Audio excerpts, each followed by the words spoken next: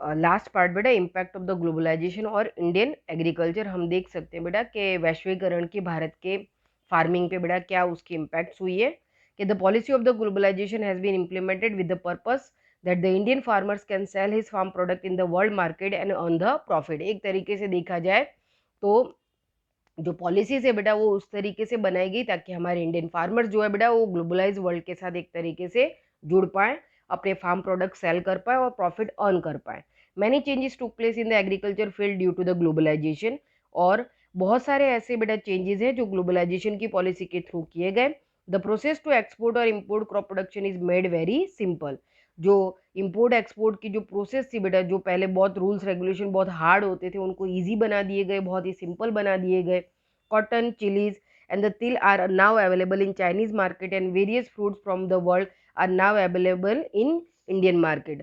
हम देख सकते हैं बेटा कि हमारे इंडिया के जो कॉटन, चिली, बराबर तिल, ये सारे जो चीज़ें हैं बेटा वो आज चाइना के मार्केट के अंदर अवेलेबल है। चाइना के कुछ क्रॉप है वो इंडियन मार्केट में अवेलेबल है। वर्ल्ड का कुछ क्रॉप प्रोडक्शन है जो इंडियन मार्केट में अवेलेबल है, और हमारे जो प्रोडक्शन है बेटा वो वर्ल्ड मार्केट में अवेलेबल है। तो यहाँ पे हम ग्लोबलाइजेशन की इफेक्ट देख सकते हैं।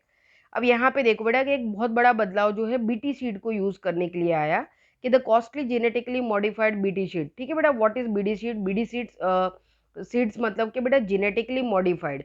एक तरीके से देखा जाए बेटा तो ये लैब प्रोसेस के थ्रू बनाए हुए बीटी सीड्स हैं जो प्रोडक्शन को एबंडेंट वे में बेटा अवेलेबल प्रोड्यूस कर सकते हैं। तो हमारे गुजरात के फार्मर्स को इसका काफ़ी बेटर रिजल्ट देखने को मिला है बेटा। कि वह वैसे ये वो बहुत ज़्यादा महंगे होते हैं बेटा, कॉस्टली काफ़ी होते हैं, तो छोटे फार्मर्स की पहुंच के बाहर है। लेकिन फार्मर्स को जो इसका पॉजिटिव रिजल्ट मिल रहा है बेटा कि एबंडेंट वे में बेटा अवेलेबिलिटी होती है, प्रोडक्शन होता है। तो खास करके कॉटन और मेज में बहुत इंक्रीज हुआ है प्रोडक्शन, तो फार्मर्स इन बीटी सीड्स को ज़्यादा से ज़्यादा यूज अप करने की कोशिश करते हैं। Okay, BT seeds sold by the multinational companies are now available. Due to the farming has become costly, the production of cotton and maize has increased. With the import becoming smoother, the domestic farm product have to be faced through the competition. Some product have gained the global market, hence the necessity of the registration of their patents. देखा जाए तो पहले मैंने बात की बेटा BT sheet की, कि जेनेटिकली मॉडिफाइड बीटी शीट्स है। मल्टीनेशनल कंपनियां आज भारत के इंडियन मार्केट में भी इनको आराम से सेलिंग कर रही हैं। हमारे फार्मर्स इनको खरीद सकते हैं, हालांकि ये काफ़ी कॉस्टली होते हैं, लेकिन उसका एक पॉजिटिव फैक्टर ये है कि कॉटन और मेज जैसे प्रोडक्शन में हम काफ़ी इसके बेनिफिट ले पाए हैं और प्रोडक्शन को इंक्रीज कर पाए हैं, जो इसकी वजह से हमको एक प्रॉफिट तो दिख रहा है बेटा, कि आपको अगर एक क्वालिटी बेस एक अच्छा प्रोडक्शन चाहिए तो उसके लिए थोड़ा सा आपको इन्वेस्टमेंट भी ज़्यादा करना पड़ेगा, खर्च ज़्यादा करना पड़ेगा। ओके, अब धीरे धीरे बेटा बहुत सारे ऐसे प्रोडक्शंस हैं जिसके अंदर हमारे इंडिया क्वालिटी बेस में बेटा ग्लोबलाइज वर्ल्ड के अंदर उनको एक्सपोर्ट कर रहा है। और कहीं ना कहीं भारत के लिए ये अब जरूरी हो गया है कि वो अपनी इस तरीके की जो प्रोडक्शंस है बेटा उनको रजिस्टर्ड कराए, उनके पैटेंट को रजिस्टर्ड कराए। वरना अगर हम पैटेंट अपने रजिस्टर नहीं करवाएंगे बेटा तो दूसरे जो देश है वो इनके ऊपर अपना हक, अपने राइट्स बता सकते हैं और वो उनकी पैटेंट को रजिस्टर करा सकते हैं, भले वो क्वालिटी बेस्ड फॉर्म में भारत के जितने बेटर ना हो। तो ये हमारे लिए अब जरूरी हो जाता है कि हमारे जो नेशनल पैटर्न है बेटा उनको हम वर्ल्ड मार्केट में रजिस्टर कराएं। कई बार हमारी कुछ खामियां हैं, गलतियां हैं बेटा, जिसकी वजह से हमने पास्ट में भी ऐसी बहुत सारी चीज़ें हैं बेटा जिनका क्रेडिट इंडिया को मिल सकता था पर नहीं मिला। क्यों? क्योंकि हमने उन चीज़ों की तरफ कभी ध्यान ही नहीं दिया, हमने उनके पैटेंट वगैरह कभी रजिस्टर्ड ही नहीं कराए। बराबर, मैंने आपको 8th स्टैंडर्ड में एक छोटी सी स्टोरी बताई थी, है ना? एक डॉक्टर की मौत, आपको याद होगा कि इंडियन डॉक्टर थे बंगाल के जिन्होंने लेप्रोसी कोड की वैक्सीन फाउंड की थी बेटा। बराबर, लेकिन हमारे जो सरकारी तंत्र है, बराबर हमारा पॉलिटिकल जो सेक्टर है बेटा, कहीं ना कहीं उन लोगों ने जिस तरीके से खींचतान करके बेटा बहुत लंबी चौड़ी प्रोसेस में उस चीज़ को कन्वर्ट कर दिया और उस डॉक्टर को कभी भी इस बात का क्रेडिट नहीं मिला बेटा।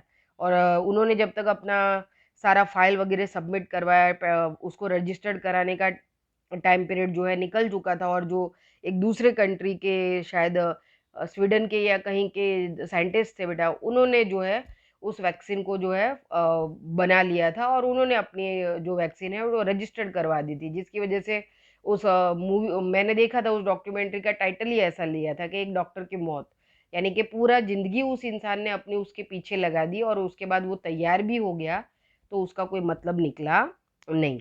बराबर।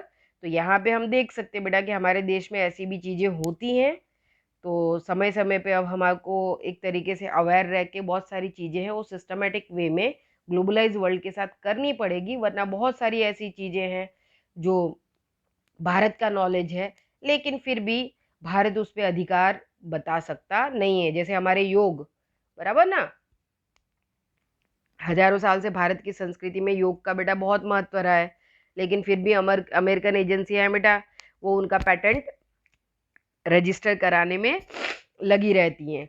To face the competition in agriculture product in global market, India will have to adopt the new technology and concentrated on quality. A series of the planet steps will have to be taken or to increase the economic prosperity and solidarity of people. With increasing of the population, the probable future increase in the demand for agriculture product, and to maintain the march to economic progress, it is necessary to arrange the strategy for the second green revolution. जैसे कि मैंने देखा बेटा कि एक तरीके से हमको और भी ज़्यादा इकोनॉमिकल वे में अपने आप को स्ट्रॉन्ग बनाने के लिए हमारे एग्रीकल्चर सेक्टर को स्ट्रॉन्ग बनाना पड़ेगा। वर्ल्ड मार्केट के अंदर वो एक तरीके से कंपटीशन में बेटा टिक पाए, उसके लिए हमको बेटर टेक्नोलॉजी है, क्वालिटी फॉर्मेशन है, इसके ऊपर अपना ध्यान केंद्रित करना पड़ेगा, बहुत सिस्टमेटिक वे में स्टेप्स लेने पड़ेंगे।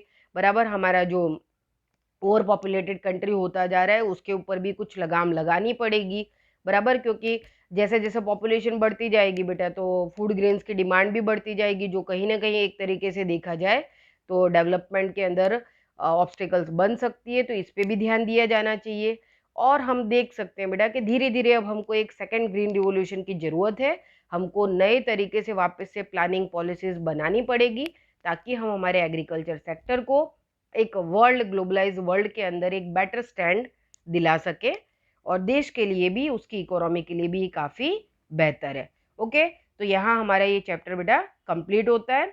आप इस चैप्टर को अच्छे से तैयार करेंगे बेटा, बहुत सारे क्वेश्चंस हैं लेकिन मार्किंग भी ज़्यादा है, और आपकी जो नेक्स्ट थर्ड जो टेस्ट आ रही है बेटा, उस टेस्ट के अंदर भी ये चैप्टर है, तो आप इसका अच्छे से तैयारी करेंगे। ओके।